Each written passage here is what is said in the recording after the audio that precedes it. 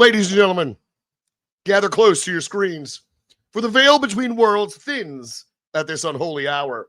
It is midnight, the witching time when shadows lengthen and secrets claw their way from the grave of forgotten ages. I am Pete, the master of mysteries, antiquary of the arcane, and the weirdest man in the world. Yes, that's me. The one who has stared into the abysmal tomes bound in skins no scholar dares name, who has traced runes on the windswept moors under skies that wept blood-red rain. I am the collector of cursed relics, the whisperer to ghosts that linger in the cracks of reality, the fool who laughs at the edge of madness because I've danced there too long. Tonight, in this Dark Sayings Live Midnight Mystery Sessions, Echoes of Eternity, I invite you not as passive watchers, but as fellow voyagers into the labyrinth of the inexplicable. We stand on the precipice of the profound and the profane, where history's bones rattle with unspoken truths. Imagine, if you will, the weight of millennia pressing down, the dust of Sumerian altars still warm with ritual fire, the metallic screech of a winged horror slicing Iowa's midnight sky, the cold gleam of a Vatican machine that peers through time's locked door. These are no idle fantasies. They are fractures in the facade of our world, glimpses of forces that mock our certainties. We will unearth a 5,000-year-old cultic chamber in Iraq's sun-baked earth, where priests once communed with ghosts or gods or demons or something far older. We will prowl the fog-shrouded streets of the early 20th century Van Meter, guns blazing at a glowing intruder from the stars. We will infiltrate the Vatican's shadowed vaults to confront the chronovisor, that forbidden eye into yesterday's horrors. We will decode the Illuminati's insidious symbols, threads of occult domination woven through the tapestries of power. And as the night deepens, we will peer into this November's whispered window of alien arrival, imminent contact, or the cruel jest of cosmic charlatans. Each tale I unfold tonight is a blade, honed by fact, tempered in the forge of human dread. I have sifted archives yellowed by centuries, interviewed the descendants of the damned, and felt the chill of artifacts that hum with unnatural life. This is no mere recitation. It is invocation. For 1 hour, we defy the dawn's banal light. The facts will anchor us. The stories will ensnare us. And tonight, together, we will listen to eternity's echo. So dim your lights, silence your doubts, and let the mysteries claim you. The session begins now. Hold fast, for the shadows have teeth.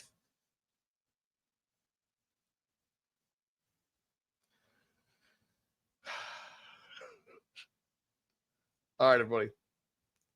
Welcome to Dark Sayings, the Midnight Mystery Sessions. Now, if you're old hat at this, you know what we do around here. 5 tales, 1 hour.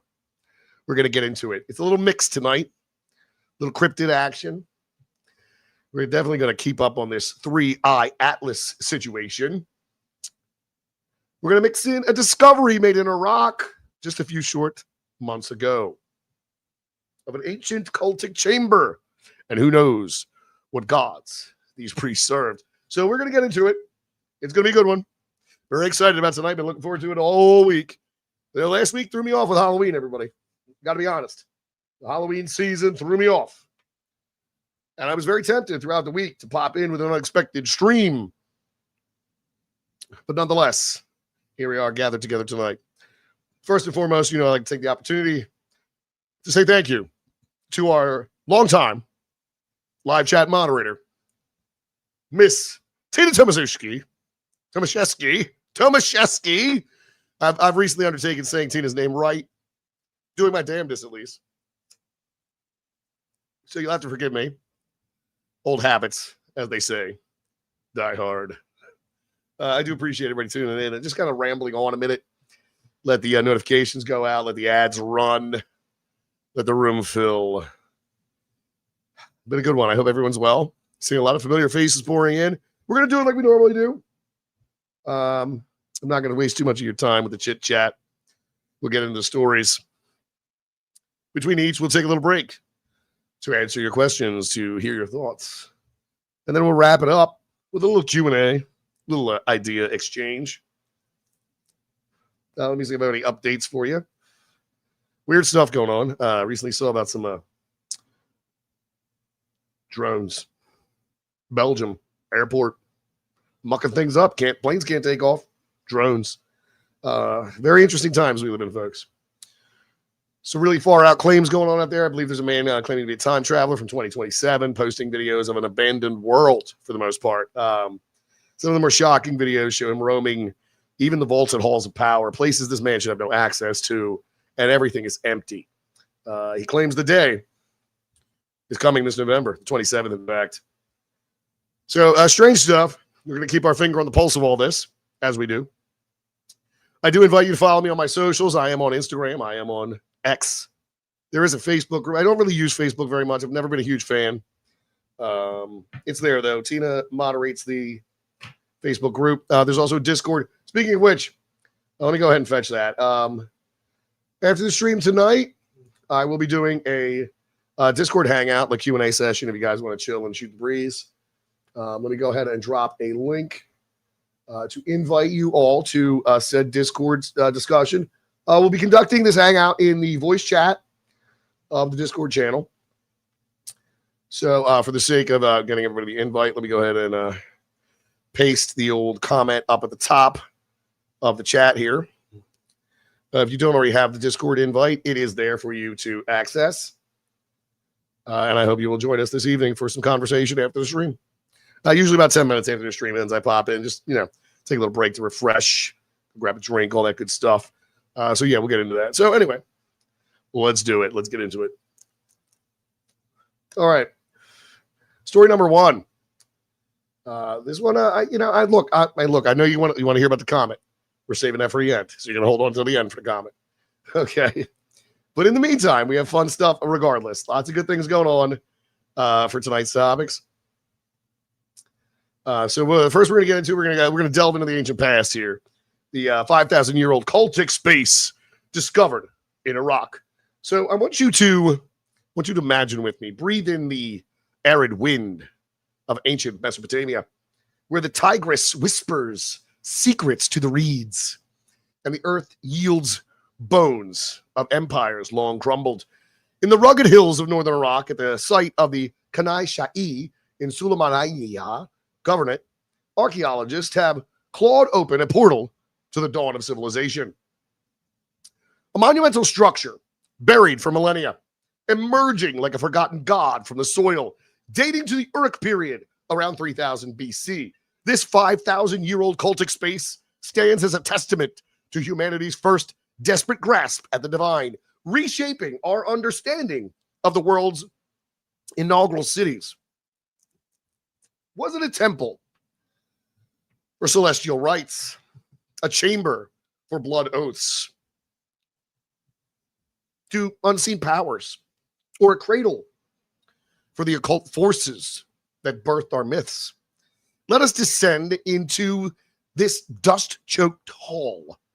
You stand amid the dig, the sun, a merciless hammer on your back, as trowels scrape away at layers of silt to reveal mud brick walls rising like ribs of a colossal beast. This structure, unearthed in September, spans a vast footprint, its foundations etched with deliberate precision that defies the era's crude tools. Pottery shards litter the floor. Vessels once brimming with offerings of grain or blood, or perhaps something fouler, hinting at rituals that bound the living to the void. The site's excavators, a team of international scholars, describe it as transformative, for it predates the grand ziggurats of Uruk itself, suggesting that spiritual fervor ignited before the first walls of stone rose. Feel that tremor in the ground, as if the earth remembers the chants that echoed here, invoking entities from the starry abyss. As you trace the walls' faded incisions, symbols emerge, spirals coiling like serpents' eyes, staring from geometric voids, motifs that reoccur in later Sumerian seals, but here, raw and primal. This was no mere granary. The layout with alcoves aligned to solstice alignments screams of astral worship. Artifacts whisper of elite priests, their status marked by rare lapis lazuli beads imported from distant mountains, traded perhaps for visions or pacts. Yet the space's deliberate burial, sealed with deliberate care, raises shadows. Was it entombed to contain a curse or to hide knowledge too perilous for successors? Historical parallels flood your mind. These early cultic rites mirror the Enuma Elish, Babylon's creation epic, where gods war in chaos, birthing order from a cult frenzy. Deeper in, the air grows thick, oppressive, as if the stones hoard the incense of long extinguished fires. Scholars link this find to the Uruk expansion, when northern outposts like the Kenai Chalet served as spiritual frontiers, blending local shamanism with emerging urban cults. No idols remain, but the absence screams louder, robbed by time or spirited away by those who feared their power. This discovery challenges the narrative of gradual enlightenment. Instead, it paints a world ablaze with fervent, possibly forbidden devotions from the cradle of cities. As you emerge, blinking into the modern glare, the site's implications linger like a fever dream. It forces us to question, did these ancient faithful glimpse truths we still chase, or unleash shadows that stalk us still? The cultic space of Kenai Sai endures not as a relic, but as an echo, a reminder that beneath our feet, eternity stirs. That's the dust of Iraq's hidden heart. Now let's open up the live chat. I want you to share your thoughts on what rituals may have echoed there. I'll weave in a few as we transition. So the interesting thing about this, folks, is that the site is not really close to the city. It's quite some distance away. And it indicates that the sprawl of the city of Uruk, and we know this city as it was once ruled by none other than the hero of epic legend, Gilgamesh of Uruk. 3 parts man, 1 part God. He sought immortality by tracking down the only survivor of the Great Flood, Utnapishtim. And through several attempts to avoid death, he learned a lesson about the value of life. And not only that, brought back treasures from before the flood, most namely the ability to write things down.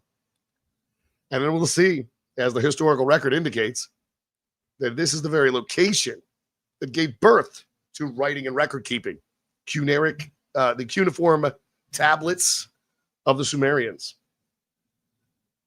Later on, the civilization of the Babylonians who would supplant them, rising in tandem with the civilization of Kemet, modern-day Egypt. So these places, they tell us that modern humanity has walked this earth for 200,000 years. Whether you believe that or not is irrelevant. But if it be true, it would indicate that for the majority of human history, we did nothing but pick berries and wander the countryside. And I find that very hard to believe. It would seem that a small fraction, only 6,000 of that 200,000 years, has ever been recorded. Now we could debate all night on the origins of existence, but that's really not what we're here for. Let's do that in the Discord after. Bring your opposing opinions. I want to mix it up. But the fact of the matter is that this is a very groundbreaking discovery, and it sheds more light on the kind of cultic practices that occurred in the ancient Levant. And I, for one, love to keep tabs on these kind of things. I tend to, I'll give a shout out to the blog, Ancient Origins. Fantastic site. I tend to visit it pretty regularly throughout the week. Always been one of my favorites. To keep abreast of ancient discoveries, religious practices, cultural ideas, fashions, even recipes. It covers a wide berth of historical information with the, just a twist of the kind of woo that I appreciate. So if you haven't checked out Ancient Origins, I would direct you towards their site. There also this, I saw an article about this also. I think it was on Live Science. It was all about this discovery. So if you're looking into it further, don't hesitate to check out several different sites, find some, good sources. And it's a very interesting stuff, reminiscent of other abrupt discoveries that really challenge what we know about history. And my mind goes right to Göbekli Tepe. Maybe we got to do a full show on that one day. Great big expose, something of the like.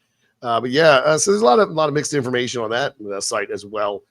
Regardless, we're going to move right along into the chat, see what everybody's got to say here. Looks like it's Courtney Fellowship of Oddballs is tuning in. How you doing there, Courtney? Guru Augie here as well. Turtles Toy Box. I wonder, was the Sumerian spoken language the common tongue of man before Babel? That's a really good question there, Tunnels Toy Box. I would presume that it was. I would presume that either the language of the ancient Sumerians that would become the first written language would probably have been the worldwide global tongue. If not, then perhaps it was a language we don't even have knowledge of. That's very possible too. So there could have been like a natural tongue that existed before the flood. Perhaps it was Sumerian. I'm kind of inclined to think that it was probably something that's completely lost to history. But the possibility greatly does exist.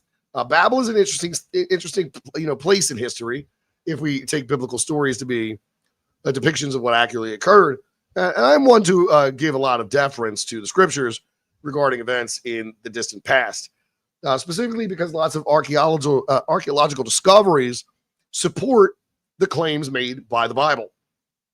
And this kind of research you can do on your own. I don't think there ever has been an archaeological discovery that disproved something in the Bible. So very interesting stuff there. And I think that especially, on the old channel, in the old days, we used to do a biblical show here on every Sunday night where we just kind of do like a Bible study kind of thing. And I do recall going through those, those Old Testament books. You are really dealing with the history of a people for the most of, Genesis and Exodus before you even get to that Levitical, Deuteronomy, Numbers kind of legality and census stuff. There's definitely an aspect of that. So, definitely interesting. Okay, moving right along. Miss Tina Tomaszewski. Hey, how you doing? Tomaszewski, rather. Miss Tina Tomaszewski. Good to see you, Tina. Thank you so much for being here tonight. Who else we got? Mr. M.H. I'm sorry. I cannot see so well without my spectacles on. So it's good to see you as well. Edward Sosa. Yo, what's up, Edward Sosa? Big D. Marcian. How are you? What's going on? Welcome. Lapis is one of my favorite days. Beautiful stuff. Great color. Forbidden Ruin. Hello there. Abandoned World could be clips from the Amazon series Life After People. That's a pretty good point to bring up there. Forbidden Ruin. Okay. Elder Grown, rather. I'm sorry, guys. I can read. I promise I can read. I just can't see. Good to see you. It's good to see everybody. DJ Lewis is here. RR. Mayorto. Hello. What's going on? Joe Reynolds tuning in. Jonaside. Rose Beach, how are you, Rose? All right, anybody else? Okay, I think that's pretty much everybody. We're all caught up. All right, thanks, folks. Just want to make sure we got no. Ginger Mike and Jesus is here. How you doing, Ginger? All right, gonna keep scrolling on down. So just checking for questions here. I see somebody mentioned the Phoenicians here. Let me roll up here. I did see some mention of Phoenicians, if I'm not mistaken. The alphabet was invented by the Phoenicians. Phoenicians an interesting. If I'm not mistaken, I believe that a lot of the origins of what they call Onus, essentially this fish person that came out of the Persian Gulf, relates back to the Phoenicians via the Canaanites, is my understanding. So very interesting stuff. And in those tales, Onus was like a fish man who came out of the sea and would teach the people during the day and then return to the sea at night. It was very much a merman kind of situation. Very comparable to Dagon, another one of these fishmen creatures. And, it's par for the course with these ancient stories where some being, usually from the stars, but in this case from the sea, imparts knowledge. Even going back to the book of Enoch, we see these celestial entities descend on Mount Hermon, and they're delivering knowledge that shouldn't have been to the daughters of men. And that's where the occult comes from, makeup, all that kind of crap. So yeah, good stuff. Let's roll into the next story here. Let me get this one from Mr. MH. The Phoenicians are ancestors of the modern day Lebanese people and have impacted Western civilization much more than people realize. Mr. MH, I think that is true for so many of these ancient civilizations. The absolute ignorance, not only to recent history, but to ancient history, is a travesty, when the fact of the matter is we walk around with supercomputers in our pockets that contain the entire repository of all human knowledge. And yet people are dumber than ever. And I must tell you guys, like, to be absolutely honest, and you can ask Tina all you want, I'm kind of a jerk, a little bit of a jerk. I'm not very patient when people are dumb. I don't have a lot of time for that. I don't think there's any excuse for it. I can understand if you're naturally a moron, like, I don't know, you ate some paint chips as a kid, or you bumped your head and you're never the same again. That's fine. All right. That happens. I don't judge. But like, if you would just choose to be a dummy, like what is the matter with you? It just drives me up a wall. Now, obviously, that's not going to apply to anybody who's viewing a video like this. If you're curious, if you have that hunger to just learn something, whether or not, and here's the thing, I don't care if this stuff is true, because it's interesting.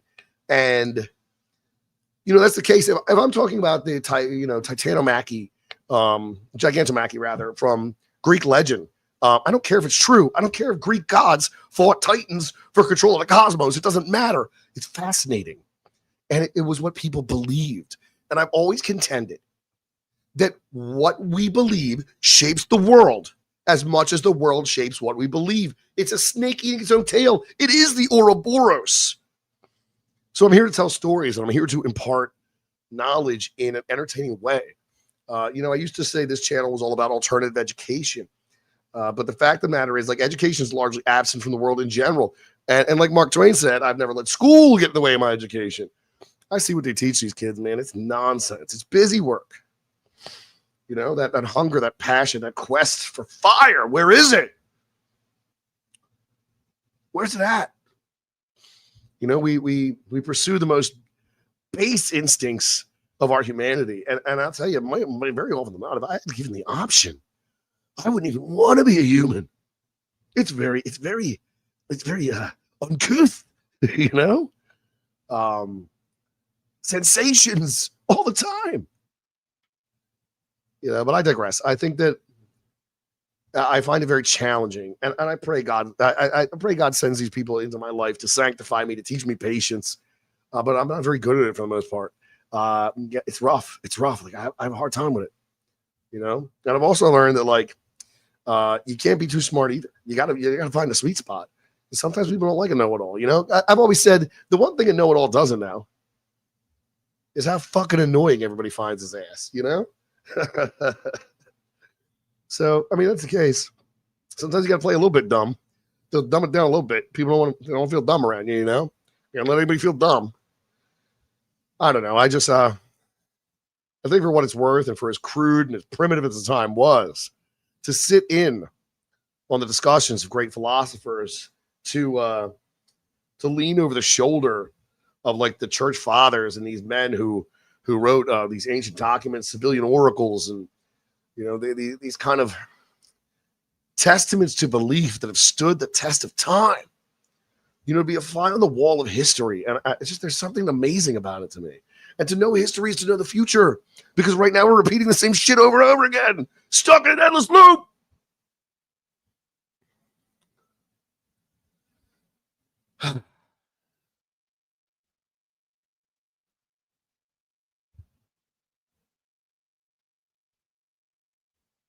So, you know what it is. I hope for the best. I hope for the best. And I try, man. Try to remain patient. I don't think I'm freaking genius by any means. Like, believe me, forgotten a lot of dumb shit. I've hit my head quite a bit. It happens. You forget things. I'm not a spring chicken anymore either. So there's that factor. But regardless, I think that like it's a travesty that there are people that roam the streets who just don't care to know shit beyond what the sports scores are and the fucking weather, just don't care. They just have no desire. There's no hunger for knowledge. In fact, there's a lot of anti-intellectualism, and I can understand that because a lot of these elitist scumbags have created this environment. A lot of our institutions have been infiltrated by absolute elitists. They really do think they're better than you. They hate you. They hate your way of life. And it sucks. It sucks. We're in a real shit show over here. But that's not what we're here for. I digress yet again. Off on a little tangent. Off on a tangent. Sometimes I think you guys like that, though. Anyway, let's roll into topic number 2 here. Where the hell we at? That's what I'm wondering. Where the hell we at? But yeah, moving right along. So our second topic is one of the more fanciful ones, but for those who lived it, I'm sure it wasn't. This is the Van Meter Visitor, Iowa's glowing intruder. And this is perfect for this season because the autumn chill bites deep in small town Iowa. In October of 1903, where corn stalks rustle like conspirators under a harvest moon, you are there. In Van Meter, a hardware merchant roused from sleep by a blinding light piercing your window. A beacon atop the town's tallest building, humming with unearthly menace. This is the Van Meter Visitor, a winged horror that descended upon the community. Its form a nightmare of shadow and luminescence, terrorizing pillars of society for 3 fevered nights. 8 to 9 feet tall, with leathery wings spanning yards, a beak that clacked like iron, and glowing appendage, a horn or antenna, emitting a beam that seared the eyes. Fact or frenzy? Let us chase this intruder through the fog-shrouded streets. You bolt upright, pulse thundering as the light vanishes, only for shrieks to rend the night. Metallic, avian, a sound that curdles blood. By dawn, word spreads like a prairie fire. The visitor perched on rooftops, its silhouette a grotesque fusion of bat and man. Eyes like furnaces. Prominent citizens, the doctors, the bankers, they witness it firsthand. One fires a shotgun, pellets glancing off an invisible shield. The creature, unfazed, retaliating with a noxious gas that chokes the air, leaving victims gasping in the mud. Historical accounts penned by local papers detail the chaos. Families barricading doors, lanterns flickering against approaching darkness. The town's bravest form a vigil with rifles, their shots echoing futility into the void. Transitioning from panic to pursuit, you join the hunt. Lantern swinging, boots crunching gravel as the visitor takes flight, wings beating with a thunderous whoosh, trailing sparks that ignite the dry leaves. It roosts in abandoned mine shafts, emerging at dusk to prowl, its glowing, illuminating face twisted in dread. No mere hallucination, multiple corroborations, from a pharmacist who sketched its form to the mayor who rallied the militia. They paint a consistent horror. Skeptics later murmur of experimental aircraft or mass delusion from marsh gases, but the facts defy. No wreckage, no prototypes from that era match the description, and the creature's agility mocks human invention. As the night bleeds into frenzy, you feel the isolation's weight. The visitor's visits crescendo, culminating in a dawn confrontation where it hovers, beam sweeping like a sickle, before vanishing eastward, swallowed by the horizon. The town exhales, scarred but silent, the event fading into oral lore until revived in Fringe Chronicles. Yet the intrusion's legacy pulses. Was it an interdimensional wanderer, escaped lab abomination, or a harbinger of invasions yet to come?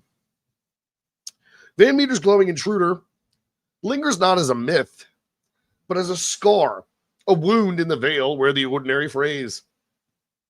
The wings still beat in Iowa's wind.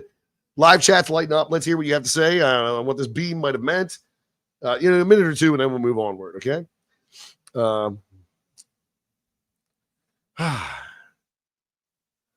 day I understood the weakness of my flesh, it disgusted me.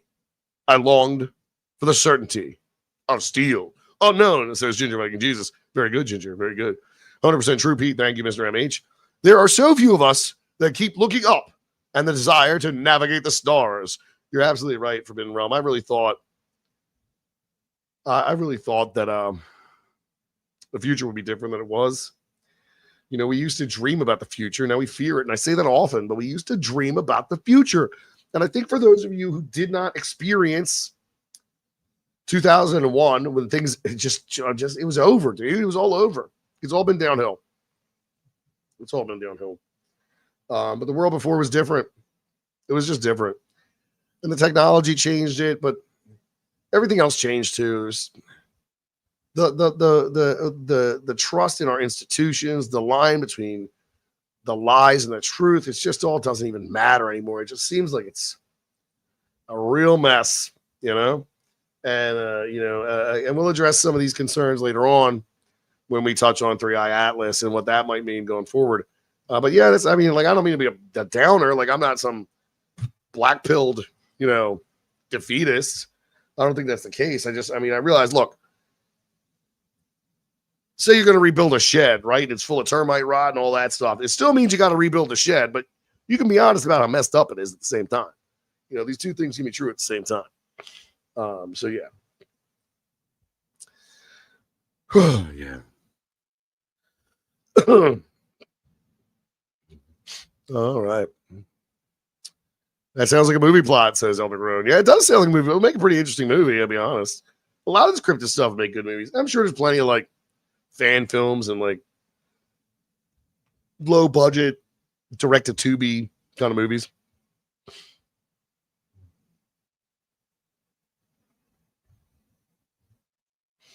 Mr. Mackey, 2099. What you and everybody else on our side forgets, Pete, is that where there is chaos, there is opportunity.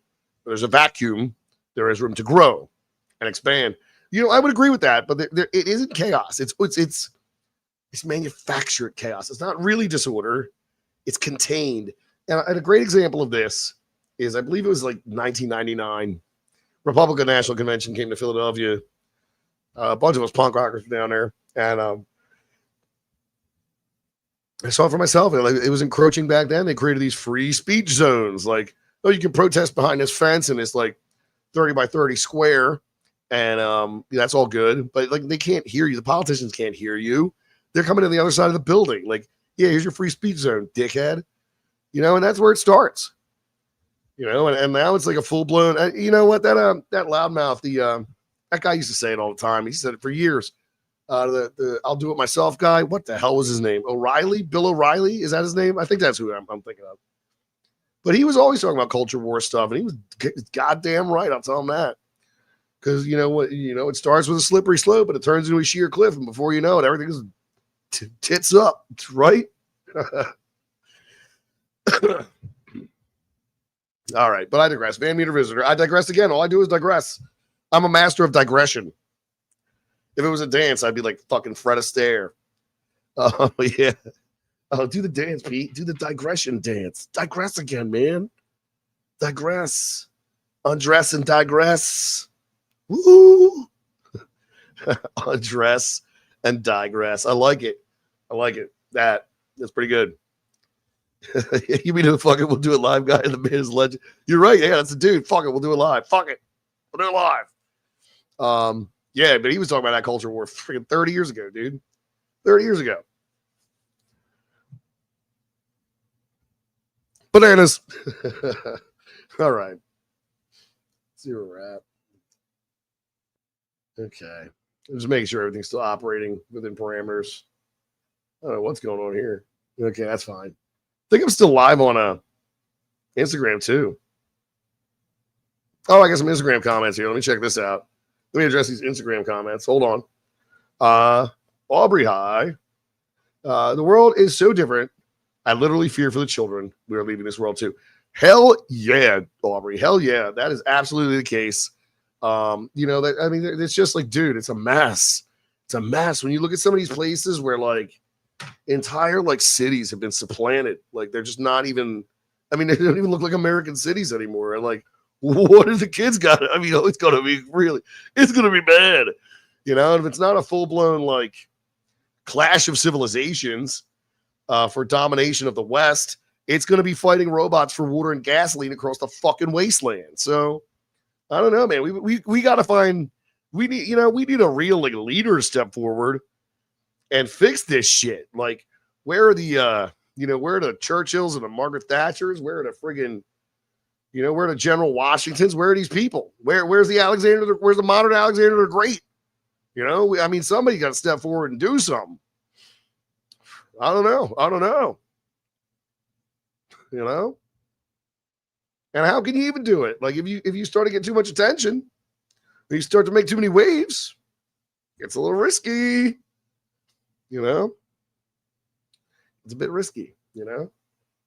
It's nuts. I can't even watch grown adults talk about serious subjects on the internet anymore without using baby talk to refer to what they're talking about. If I hear one more dude say schmurdered or schmexually assaulted, I'm going to lose my effing mind. Like, quit effing talking like that. These are serious subjects. Treat them as such. What the hell? Oh, the algorithm. Shut the fuck up. I've been through 2 adpocalypses. I've been shadow banned for years. Talk about the algorithm. What are you doing this for? The shekels? Stop it. If you're just doing this for money, look, I used to do this just for money. Don't get me wrong. But if you're just in it for the fucking money, get out of it now. Like, you got to have some passion behind this. You got to believe in what you're doing, because you ain't collecting. It ain't like they're rolling wheel. I'm not Mr. Beast over here. You know what I'm saying? I'm not making candy bars. All right. Anywho, I'm on a tangent tonight. I'm fired up. I had a little sleep. I'm not absolutely exhausted. So you get me in rare form. Okay. That's when it gets dangerous in between these topics, because you let me start rambling on.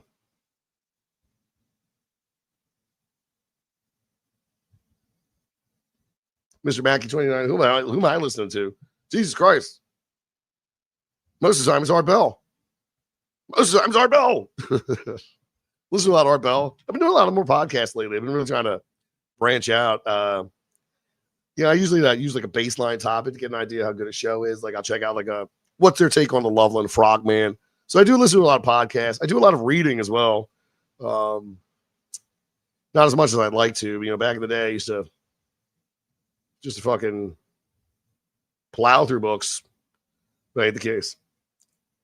Another Monster. What's up? Relax. I'm here now. Good to see you, Another Monster. All right. Let's roll right along. I'm wasting too much time. Okay. Our third topic, the Chronovisor, a Vatican device for viewing the past. So the air in the Vatican's labyrinthine archives hangs heavy with incense and antiquity, a perpetual twilight where leather-bound volumes sigh like dying breaths. You slip through iron-barred doors, pulse quickening, to behold the Chronovisor, a clandestine apparatus forged in the 1950s by Father Pellegrino Ernetti. It purposely tunes into the electromagnetic echoes of history, projecting visions of bygone eras onto cathode ray screens. This Vatican-engineered enigma, blending quantum harmonics with salvaged World War II radar tech, allegedly peered into the crucifixion, the fall of Troy, even Christ's scourging, images so vivid they scarred the priest's soul. A relic of genius or a pious fraud? Let's activate the dials and gaze backwards. So you lean into this machine's hum, a low vibration rattling your teeth as antennae, fashioned from rare alloys, align to capture residual images imprinted on time's fabric. Ernetti, who was a Benedictine monk and a physicist, claimed collaboration with Nobel laureates, the device decoding past events like a cosmic radio. Fact anchors the tale. In 1972, an Italian journalist published a purported photo of the chronovisor. Christ's agonized face, eyes hollow with torment, details matching no known artwork. Stored in the Apostolic Archives' deepest vault, accessible only via papal decree. It evokes whispers of suppressed revelations, visions of biblical betrayals, Roman atrocities, perhaps even forbidden glimpses of divine machinations. As the screen flickers in your mind's eye, scenes unspool. Gladiators roar in the Colosseum. Alchemical fires in medieval labs. Each frame laced with authenticity that chilled Ernetti, who confessed its power bordered on sorcery.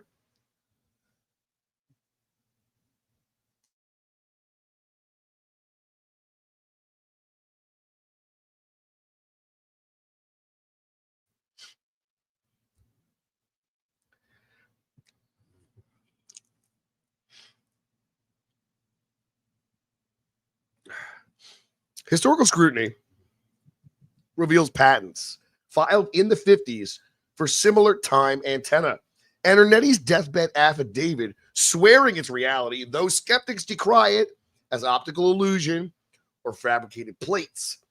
The Vatican's reticence fuels the fire. No demonstrations, no leaks, only echoes in clerical memoirs of sessions that unearth truths too heavy for mortal hearts. Yet deeper in the archive's chill, doubts crystallize. The device's bulk, a cabinet of valves and crystals, mocks modern tech. And Ernetti's corroborators recant under pressure. Still, the chronovisor tantalizes. If real, it rewrites history, exposing occult threads in sacred narratives. You step back, the hum fading, left with the weight of unseen epochs. This Vatican sentinel endures as an enigma, a key to yesterday's lock, or the grandest illusion of the church's shadowed arsenal. Time's echo fades, but yours don't. Live chat, what past would you view? We'll touch on a couple before we lift the next veil. So let me know, what would you go back and see? What would you go see? All right. Dark sayings, candy bars wouldn't be dark chocolate and all of the nuts. All right. We all know how much you guys hate sorcery. I would totally buy some Dark Sayings candy bars. Pete's breathing fire again. 2 books a year. If I see a creepy little burger promoted at Walmart, I'll know Pete is truly gone. I did a lot of reading till my Kindle broke. Bill O'Reilly has nothing over Pete. Thank you very much. Thank you. Reel it in, Pete. Don't tell me what the fuck to do. Don't you dare. Don't you fucking dare.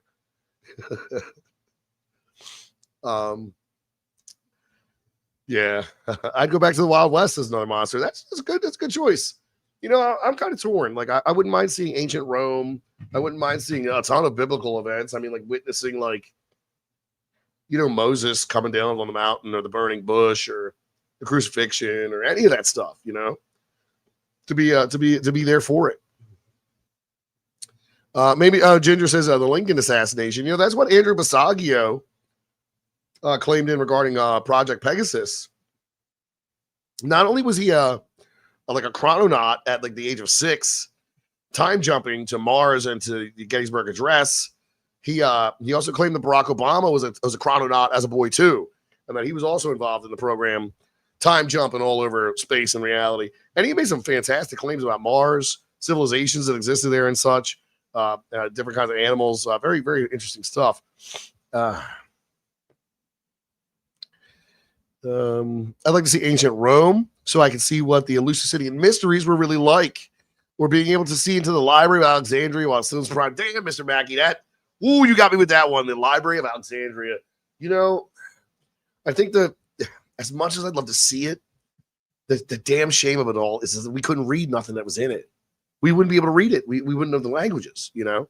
Even if I was like, even the Vatican archive, like you could be let loose in a Vatican archive But how much of that stuff would you actually be able to understand because of the languages, you know? And of course, technology could assist, I guess.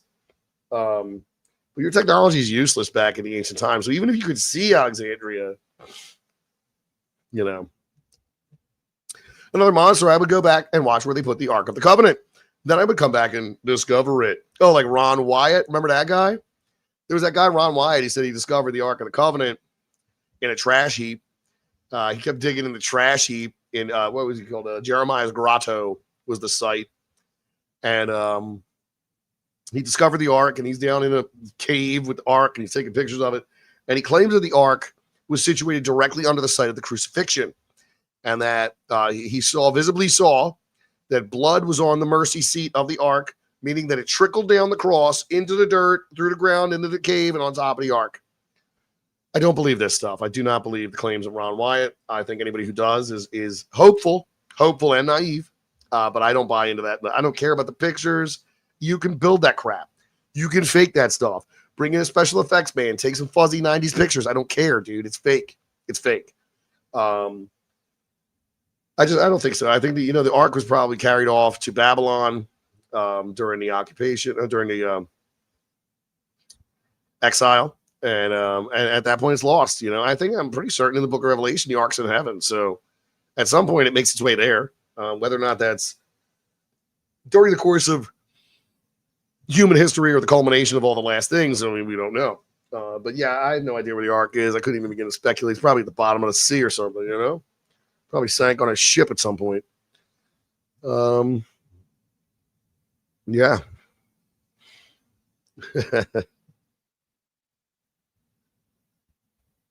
Oh, there we go. Aubrey, graped, unalived, unhoused. Yeah, dude, it's dumb. It's dumb. Stop doing that. Be a grown-up. Talking about serious stuff. All right. Let's see. Oh, the Ark in Ethiopia theory. That is a popular one there, Mr. Mackey. I don't believe the Ark is in a church in Ethiopia. I believe the Ten Commandments are claimed to be at the church. They don't have the Ark. They have the commandments. I don't believe anybody has the Ark. I don't care up and down who claims it. I don't believe it's the case. There's a lot of that Ark of Gabriel stuff going on back in 2016. I was really hot on that topic at the time. And that was supposed to be a similar object. And they made a lot of claims about that being in Antarctica and these kind of things. But, who really knows at the end of the day? This is a fantastic kind of item. Could you imagine if they did discover the Ark of the Covenant somewhere? Look, it's not so far-fetched. They still don't know where Alexander the Great's tomb is. And that was somewhere Julius Caesar himself went and visited. So at some point in all of human history, it gets lost. They lose the tomb of Alexander the Great. Like, that almost comes into question, did he ever really exist? Or is this all just kind of the nonsense they feed us? Turtle's Toy Box. What? Ancient Aliens would lie to me? Yeah, Ancient Aliens was just on tour. They were just on tour in my state. They were like an hour north of me, like yesterday, but I had all kinds of stuff to do, so I wasn't about to drop the $50 to go see Ancient Aliens live. Maybe next time. There's also, I saw this on Instagram. There's a town about a half hour from me here in Jersey. They're doing a vampire convention. It's the third one. It's like Vampire Con 3. Vampires, dude. Real ones. Good stuff. You go in there, and then Blade shows up during the middle of the party, and it's all you're over. It's over, dude. But yeah, fun stuff. I couldn't believe it. I kind of want to go. I kind of want to check it out. Why not? It's weird. Weirdos. Weirdos. Let's hang out with the weirdos. I like weirdos. I've always been one.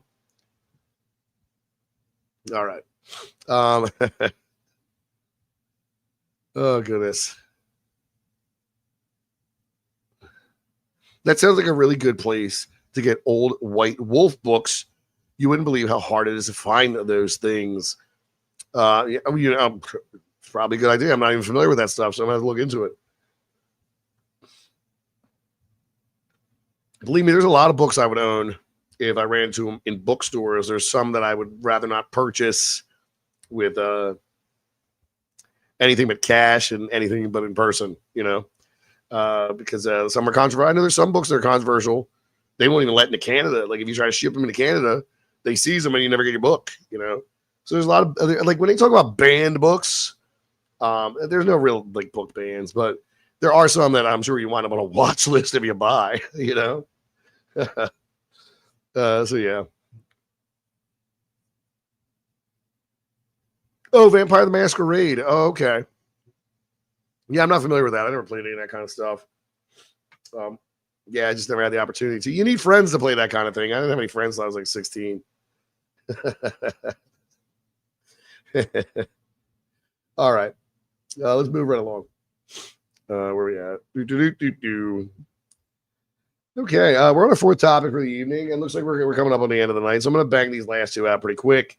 Topic number 4 is Illuminati symbolism, the occult control of world events.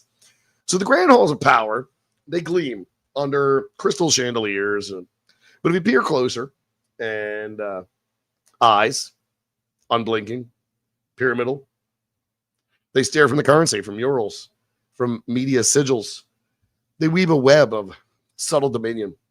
The Illuminati was born in 1776 in Bavaria under Adam Weishaupt's rationalist banner. It was dissolved by decree, yet resurrected in conspiracy's forge as architects of global fate. Through symbols, the all-seeing eye atop the pyramid, the owl of Minerva in desert glyphs, the eternal flame in elite iconography, they allegedly orchestrate wars and economies and cultures from the occult shadows. Enlightenment facade or an infernal cabal, let's decode their emblems amid the world's clamor. You navigate Washington's monuments, the obelisk shadow falling like a finger pointing to hidden levers. The dollar bill's eye, reverse of the Great Seal, whispers of Masonic rites, infused with Weishaupt's secular zeal. Historical roots grounded the myth. The original order, a lodge of free thinkers, infiltrating lodges to erode superstitions, was quashed in 1785. Its papers burned, yet fragments endured, morphing in 1790's tracks into a specter of world control.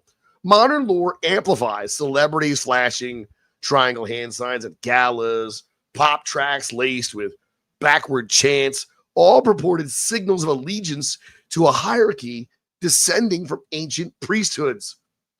Transitioning through eras, you trace the owl's vigil, Bohemian Grove's mascot etched in Babylonian reliefs, symbolizing wisdom's nocturnal grasp, allegedly convening elites in mock sacrifices to seal pacts. Facts temper to frenzy. The eye derives from Renaissance emblemate, not conspiracy. And Weishaupt's group numbered mere hundreds, focused on anti-clerical reform. Yet narratives grip tightly. John Robinson's 1797 expose birthed the trope, amplified by 1960s counterculture and digital echo chambers, where algorithms surface proof in everything from Super Bowl halftime to stock tickers. In the dim glow of Hidden Library, symbols converge. The hexagram and corporate logos, the phoenix and policy resets, each a thread in the new world order's loom. Skeptics dismiss it as pareidolia, humans imposing patterns on chaos, but the allure persists. Power's vacuum demands a puppeteer. The Illuminati's sigils, whether cipher or coincidence, endure as a mirror to our dread of unseen hands. But the symbols surround us still. The chat has their own interpretations. So let's check out a few before we shift to our last topic, among the stars.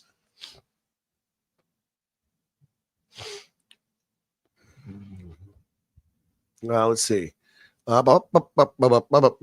Turtle Story Box. There are no banned books. There are only expensive books. Yes, rare books. And I think there's a rare book show coming up in my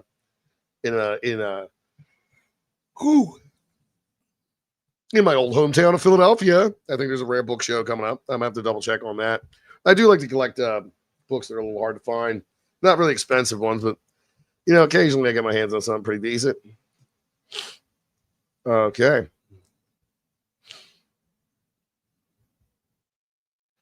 I don't know if that's directed to me, Mr. Mackey. I don't know what Gallard Group is.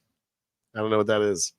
Mr. Mackey says, I think you were going to kick out of the Mage, the Ascension, particularly the Technocracy. Yeah, I probably would like that. Illuminati probably not, but people pretend the occult revival never happened. No, JM, it totally happened. And I'll tell you how well it happened. It happened so well that people actually believe Wicca and all that stuff is like real, quote unquote. Because like all of it was made up in the 50s. Nothing that these pagans practice. Modern pagans, their practices are whole cloth made up. They do not know anything that the ancients did. They've got no clue. So they just make stuff up. There's nothing they do that is not a modern invention birthed after the 1950s. There is nothing they do. There is nothing. No modern pagan practices anything ancient. You can put on your white robes and you can go wander around Stonehenge, but you don't even know if the Druids did that. You've got no idea. You're just making stuff up. Modern Wicca and witchcraft, witchcraft, quote unquote, pop culture witchcraft was cooked up in the 1950s in England. Gardner did it. It's all fake. It's all fake. Now there's real stuff out there. Don't think that like there's not. Don't think there's not, because that stuff that Jack Parsons was doing with L. Ron Hubbard out in the desert, that was something. That stuff that the Abramelin ritual that Crowley was doing, that was something. Believe me, there's stuff there's real. But like, I'm sorry, this like, threefold return and the Wiccan Reed and all that hooey, completely made up whole cloth. Chaos magic, at least admits that it's all made up. But like, there's no ancient connection to any practice practiced by Wiccans today that can be connected to anything ancient, because we don't know anything the ancients did.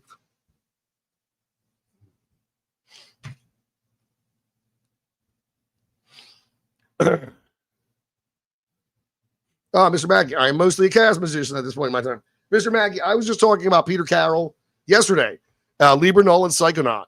I was reading it recently. So yeah, I know what you're talking about here, Mr. Mackey. It's interesting stuff. What's the other one I got? I got another one. What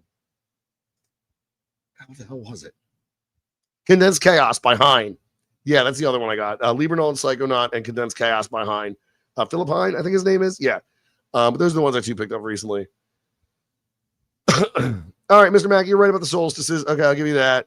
And the alignment of the stars. But like, look, just because people observed those in the past and had practices in relation to them does not mean that in any way, shape, or form, anything a modern pagan does can be traced to or is inspired by what they did back then. There is no evidence. They don't know what they did. They don't know. They got no clue. They're just making stuff up. And essentially, look, all religions are just making stuff up. But let's not pretend that Wicca is not just stuff they made up since the 50s. That's all it is. Like, you can write a million books on it, call it up and down what you want, but that's all it is. Like, look, if it encourages women to get in touch with nature and root cut or all that good stuff, good on you. But I don't cotton with it, dude. I don't know. Mr. Mack, I swear by Liber Null Psychonaut, I send that to anyone who thinks that as a potential I might have sent you a copy at some point. I am Man Ray, by the way, just in case you forgot. No, Mr. Mackey, no, listen, and Man Ray, absolutely. No, I picked these up. I appreciate the sentiment, and I understand why you would send people that book if you think they have potential in chaos magic. But I ordered these both at the same time. Yeah, I was on a chaos magic kick.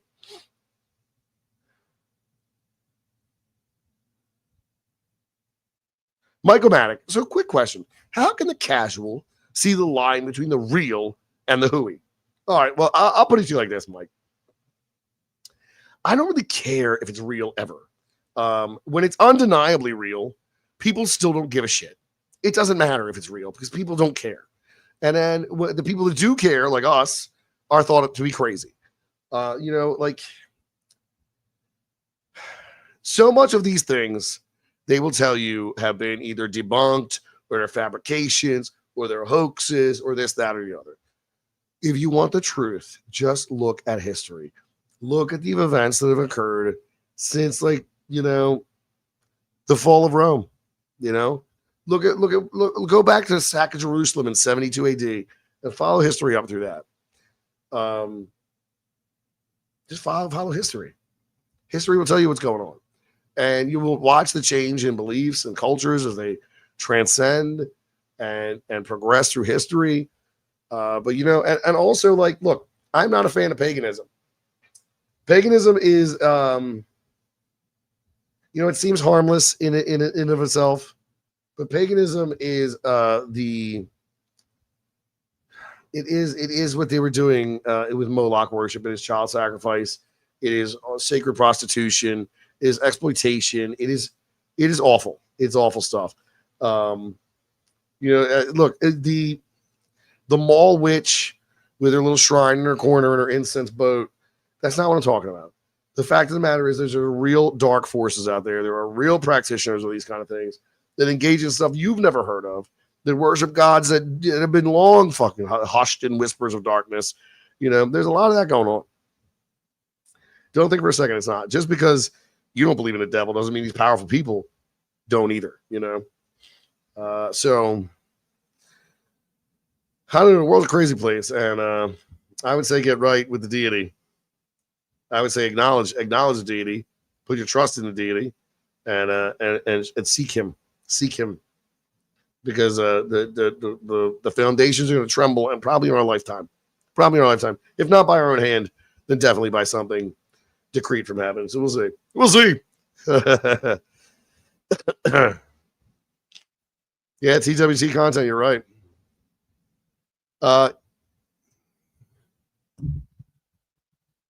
Oh yeah, no, you know what? Palser, this is why that red heifer crap is so shady to me. But I don't think, and people like to claim that, like, oh, these people are trying to speed up the end of the world. I don't give a golly goddamn who you are. I do not think you can force the hand of God and speed up the end of the world. We're going to trigger prophecy. Get the hubris. The fucking hubris. The little games trying to fool God. Get out of here with that shit. Unbelievable. Hubris. Unreal. All right. We're past the hour mark. I got one more story for you. Let's wrap it all up. All right. Going in one last time, folks. Going in one last time.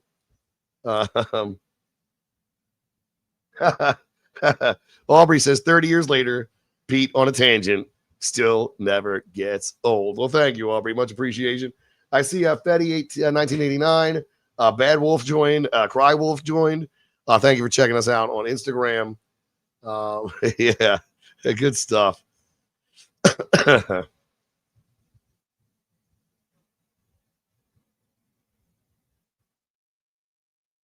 Yep.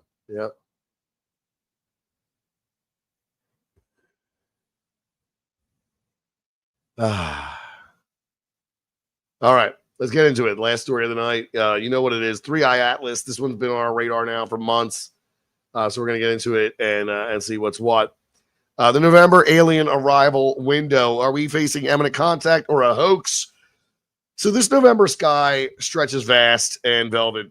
Stars prickling like distant eyes as whispers ripple through observations and online vigils. An interstellar wanderer, comet C 2025 K1 Atlas, dubbed 3i Atlas, barrels towards our system at 135,000 miles an hour. Its trajectory, a potential herald of contact. Harvard astronomer Avi Loeb posits this anomalous body, accelerating inexplicably and shifting hue from green to red as possible alien craft. A mothership scouting our defenses with an arrival window framing late November, early December. Disclosure or deception? Let's scan the heaven for intruders. You huddle in the backyard observatory, telescope trained on the eastern pre-dawn glow, where this rogue comet streaks, defying gravitational norms with bursts that mock cometary tales. Discovered mere months ago, its path, hyperbolic, unbound by solar pull, echoes Oumuamua's enigma, fueling Loeb's bold claims, an engineered probe, perhaps hostile, scanning nuclear sites per transient signals. Facts fuel the fire. The European Space Agency and NASA track its 1 kilometer nucleus. Composition anomalous. Silicates laced with iridium, rare on Earth, while amateur scopes capture color shifts, evoking exhaust plumes of propulsion beyond nature's ken. As dawn creeps, you sift reports. SETI's silence on acceleration data, yet Loeb's paper warns of technosignatures, urging vigilance. Historical precedents haunt 1947 Roswell as a misidentified probe, or 1997's Hale Bopp cult suicides, amid arrival fear. The window narrows, perihelion nears, visibility peaks in November's chill, when backyard watchers might glimpse flares not of ice, but of intent. Skeptics counter that outgassing explains quirks per orbital models, and Loeb's extraterrestrial bias, rooted in his Oumuamua advocacy, tilts towards speculation. Yet in the quiet vigil, dread stirs. If craft, what message? Welcome or warning? Online forums pulse with pepper manifestos, government radio blackouts echoing Cold War alerts. This November window, whether portal or phantom, tests our readiness for the star's reply. The comet fades, but its echo lingers, a cosmic knock unanswered. So the stars hold their breath. One last chat dive. What signal would convince you? We'll circle back to it in the Q&A. What would it take to convince you 3i Atlas is an alien craft? And I see a super chat coming on in here. Thank you so much, Miss Tina Tomaszewski. And that's never necessary, Tina, but I do appreciate it. Tina, for the win here with the super chat for $5, says, love me a Pete rant. You know, I'm in rare form tonight. This is what happens when I had a little sleep. I did wake up at 5 a.m. today. Did leave work an hour early today. Came home, had some succulent Chinese meal, and then took a quick nap. So I had the fuel and the fire to come in here hot tonight. Coming in hot. Ah! I'm having phantom tooth pain. I don't have many teeth left. So, yeah. I don't have any teeth. They keep falling out. Sometimes I sneeze, some teeth come loose. You know, it's one of those things. Like in a dream when they all come tumbling out of your face. No, like I don't have many teeth left. I've been having some tooth pain where there isn't even a tooth these days. So I think I better go to a dentist. Anywho. Let's check the chat one more time. What do you guys think? What's up with 3i Atlas? Let me hear stories. Are we thinking this is an alien, or are we thinking it's a rock? Is it a space rock? Another monster. What's the crime? Enjoying a succulent Chinese meal? That's good stuff. That's good stuff. I love that. That's an old one too, man. You know what's a great, really good old one? And I never get tired of this. I don't care. Winnebago Man will never get old to me. Tourette's guy will never get old to me. Unforgivable will never get old to me. Those classic memes of yesteryear. These are back in the days we were just yelling Chappelle Show and Simpsons quotes at each other for a decade. But man, those things come along in an early era. They were defining times. Good stuff. Cleveland rocks. Just saying. Just saying. Speaking of that, that always reminds me of the Drew Carey Show, which I think is on Tubi now. You can watch it on Tubi. Because there was nowhere to watch for a long time. All right. Michael Maddock, unusual rock until further notice. I'm hopeful it's a rock. I hope it's a rock. The Blue Star Kachina prophecy. Whoa, Edward Sosa coming on some Blue Star Kachina. All right. All right. Yeah. I like where you're going, Edward. I like where you're bringing up Blue Star Kachina, the Hopi prophecy. Let's see what we got to say. The Blue Star Kachina prophecy is a Hopi revelation about the coming end of the civilization on Earth. I do recall there's something about like the two brothers would separate, they'd come back together. One has a symbol of a circle, one has a symbol of a cross. Would they unite or would they fight? You know, how'd that go? But yeah, maybe good. Palser, Tubi rocks for random old movies. Oh my God, I came across this YouTube channel recently. Not a YouTube channel, Instagram account. And this guy just watches the most out of hand Tubi movies. And they are friggin' crazy. These plots are nuts. The acting is wild. Like, yo, these are just straight to Tubi movies. Yeah, it is like great. They're so bad. So bad. Michael Maddox, do I dabble in the UFO stuff? If so, we are experiencing the biggest wave ever. No, I definitely look. That's my bread and butter there, Michael Maddox. I've been talking about. So just to give you a little heads up here, I've been doing this for 12 years. The channel first was Creepy Little Book. This channel is Dark Sayings. You know, I've been doing it a long time. I used to live stream every night, every night for a year, 365, new topic every night. Yeah, so like I live and breathe this kind of thing.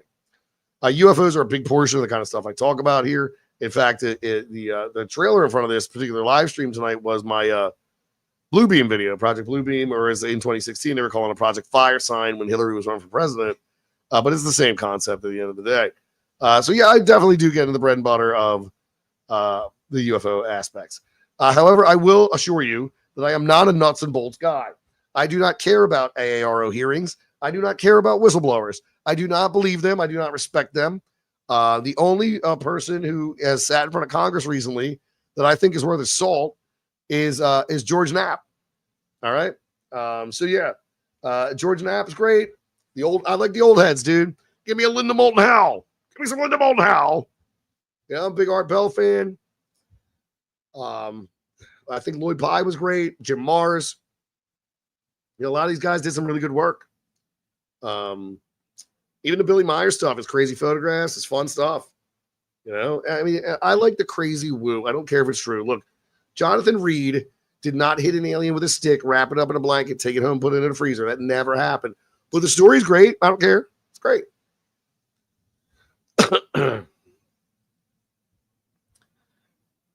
That's how I found you again, looking for that creepy little book. Yeah, well, it was time for a fresh up. They kept lumping in my content with like children's Halloween stuff. Like that was everything that was my stuff was being associated with. Like it didn't matter what videos I was putting up, didn't matter what keywords I had going. It was a thing where like everything was being associated with Halloween content for kids. It was all this like scary stories for kids or spooky tales for the kids, so I needed to do something.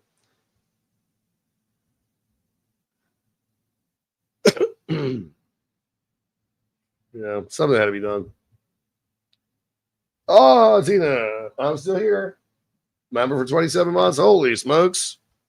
Well, you've been here for a very long time, Tina, many years. All right. We're a little bit over. I'm like about 15 minutes over now. I don't want to keep you all too long, so we're gonna finish it up here. So look, let me get my let me get my whole spiel ready. All right. As the echoes of eternity fade and the first hint of dawn claw at the horizon, thank you for braving these midnight depths with me. You've been a formidable company. Your insights sharpening the blade of our inquiry. A special nod to those who've super chatted, Miss Tina Tomaszewski. And thank you very much. I do appreciate it, as well as being a channel member again for 27 months. Thank you. As well as your contribution to moderation. Thank you very much, Tina Tomaszewski. I'm still trying to get used to saying your name right, Tina. I've been saying it wrong for freaking 12 years. So thank you again, Tina. Your generosity fuels these voyages into the void. May the mysteries repay you tenfold. To every soul who tuned in, from the silent watchers to the fervent typist in the chat, your presence honors this strange craft. If tonight's tales stirred the arcane in your blood, subscribe to Dark Sayings for more unyielding explorations. Hit that notification bell to never miss the summons, and share the session with those who dare the dark. Until our next midnight convergence, walk wary in the world's wonders. Good night, and I'll see you in the shadows.